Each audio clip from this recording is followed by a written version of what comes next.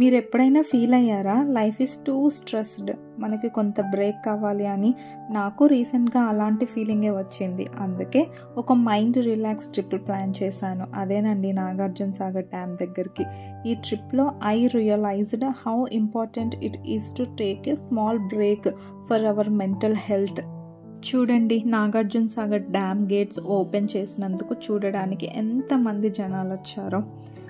Nagarjuna Sagar water and green environment చూస్తుంటుంటే మనలో calmness వస్తుంది. నేచర్లో కొంచెం టైం స్పెండ్ చేస్తే మైండ్ రిలాక్స్ అవుతుంది, స్ట్రెస్ లెవెల్స్ తగ్గిపోతాయి.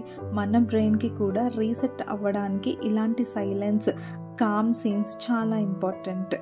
సైకాలజీ రీసెర్చ్ ప్రకారం నేచర్లో టైం స్పెండ్ చేయటం వల్ల నెగిటివ్ థాట్స్ రెడ్యూస్ అవుతాయి, మైండ్ ఫ్రెష్గా ఉంటుంది, క్రియేటివిటీ ఇంప్రూవ్ అవుతుంది, ఈవెన్ మనకు పేషెన్సీ అండ్ ఫోకస్ లెవెల్ కూడా ఇంక్రీజ్ అవుతాయి.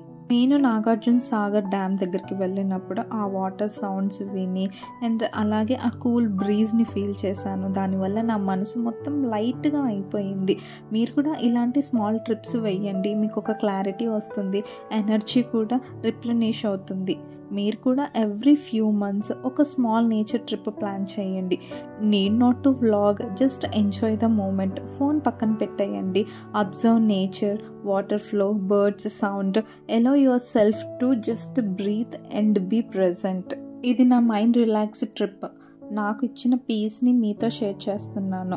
మళ్ళీ బిజీ రొటీన్కి రిటర్న్ అయ్యాను. నేను ఫ్రెష్ అండ్ ఫోకస్డ్గా ఫీల్ అయ్యాను. మీరు ఇలాంటి ట్రిప్స్ ట్రై చేయండి, ఎస్పెషల్లీ నాగార్జున సాగర్ లాంటి ప్లేసెస్.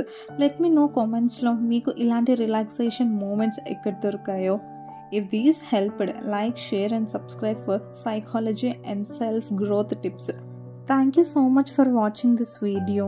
Stay tuned.